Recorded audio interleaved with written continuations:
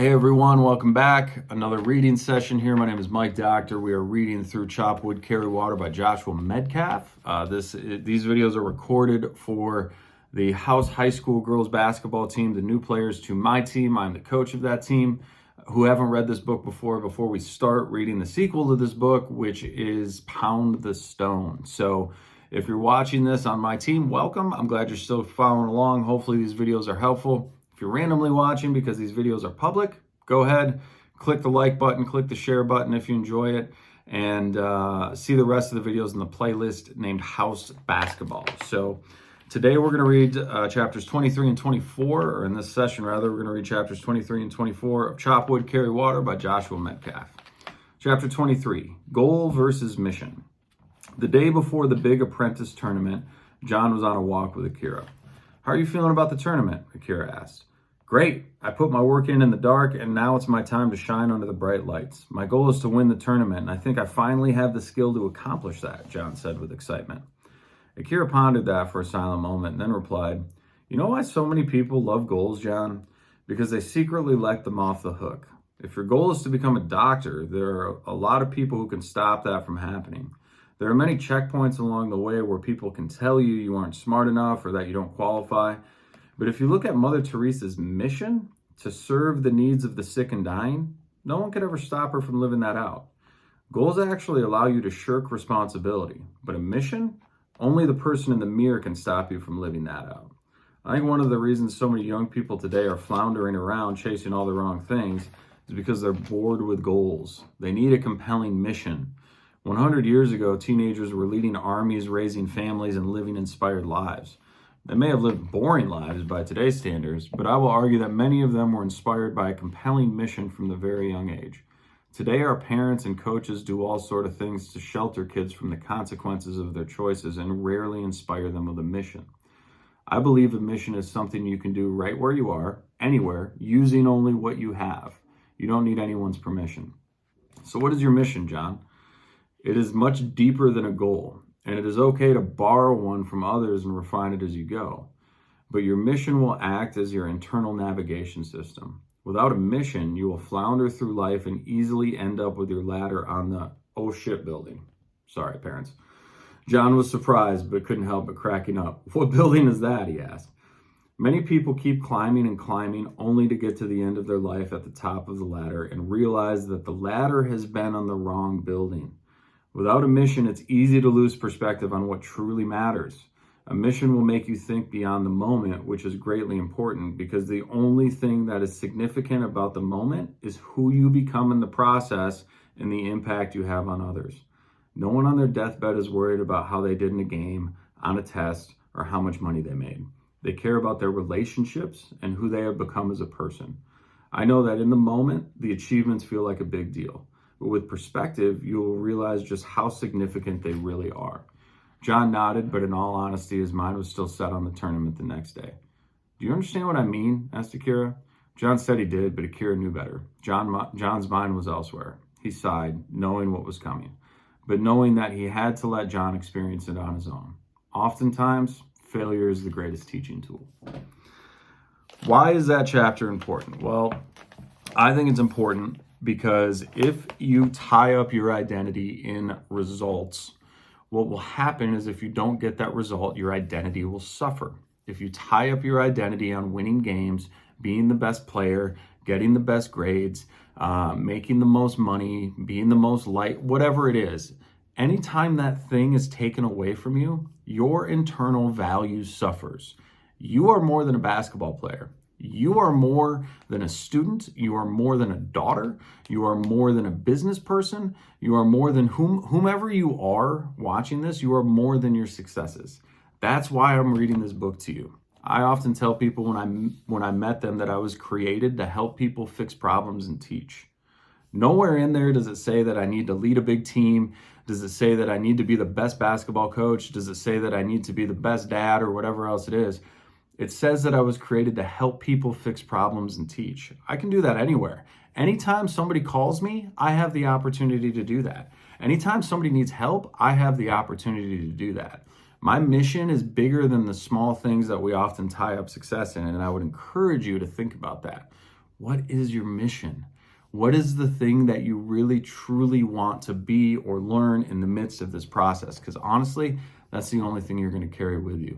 I don't care so much about wins and losses for our team. You will find that out. I love to win so much. And I stay up at night because of losses, but it doesn't identify me. It doesn't identify who I am. It's not where my identity lies. You're bigger than those things. Please remember that. So that's a great chapter. Here's the next chapter, surrender, chapter 24. We'll see what happens in the tournament. Sure enough, when the tournament came around, John couldn't seem to perform as well as he knew he could.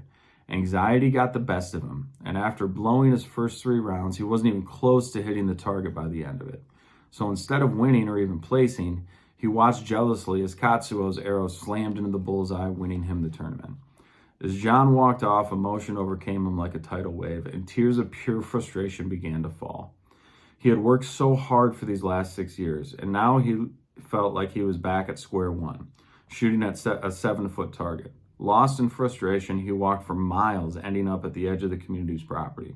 He collapsed at the top of a beautiful overlook, exhausted. He was so worn out, he eventually dozed off. A while later, a familiar voice roused him. "John?" Sure enough, it was Akira. He offered John a bottle of water and a sandwich. "I figured you might be here." The old man gestured to the surrounding hills, rolling in miles in every direction. "When I was an apprentice, I used to come up here when I was very frustrated with my training." John began to eat and drink as Akira continued. "John, I knew this was going to happen. As soon as you told me your goal was to win the tournament last week, I knew you had allowed your focus to shift away from the process and onto the uncontrollables. You cannot play present if you are focused on winning or the outcome." As the sun began to set, the sky ignited with an explosion of color. Akira looked John in the eyes. "I want you to do something for me, John. I want you to go for a 2-minute gratefulness walk. I want you to walk around for 2 minutes thanking God for everything you are grateful for. And make sure you pay special attention to all the little things you often take for granted."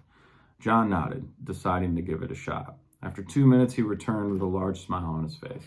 "That was amazing. I could feel the energy inside me shift." Akira nodded. "Remember that the next time you are struggling and you need a perspective shift, it's not what you do, but it is also the heart posture you have while you're doing it. If you broke your legs, I bet you would give anything just to be able to go for a walk. But it is easy to lose perspective and focus on silly things like the results of a tournament rather than on being grateful for even being able to participate in that tournament in the first place. When you operate with a heart posture of gratefulness, you free yourself up to be the best and slip into the zone. Not to mention, you are also much more of a joy to be around for those that you love." John nodded as he looked at the sunset. Akira thought for a minute, then said, "John, I want to share with you the most important piece of wisdom my sensei ever shared with me. The ultimate illusion of the human experience is control. The person you want beside you in battle is the guy who has surrendered the outcome and surrendered to the fact that he might die. When you surrender the outcome, you are freed up to be at your best, to be in the moment, and to trust your training.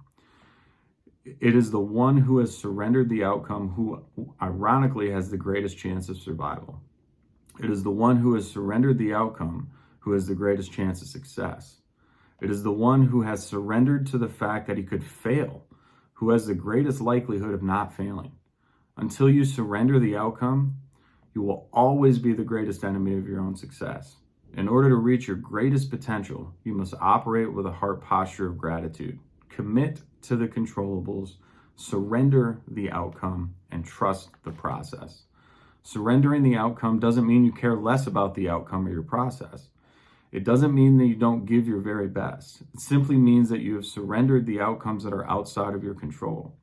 Many mornings I pray and surrender things that I desperately want to control, but I know I have no control over. Surrendering the outcome is about having peace with that which is outside of your control, and without sacrificing the effort or care of what is inside of our control. All right, chapter 24, surrender. Why is that important?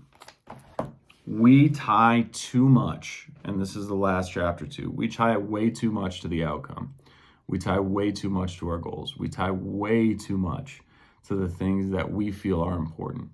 And the reality of the situation is that those things in most cases aren't that important. What's important is who we become in the process, and not who we are, but whose we are. We forget what we actually should be grateful for.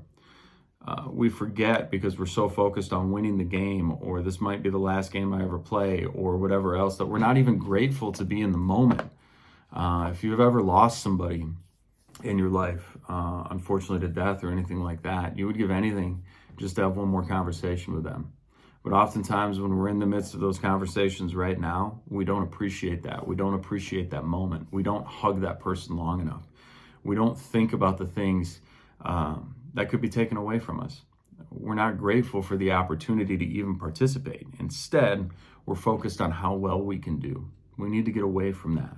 If we can get away from the results and understand that once we let that shot go, there's no controlling what happens next. There's no controlling what happens next. Once we let that shot go, we need to trust all of our training. It goes in or it doesn't go in. Those results don't matter.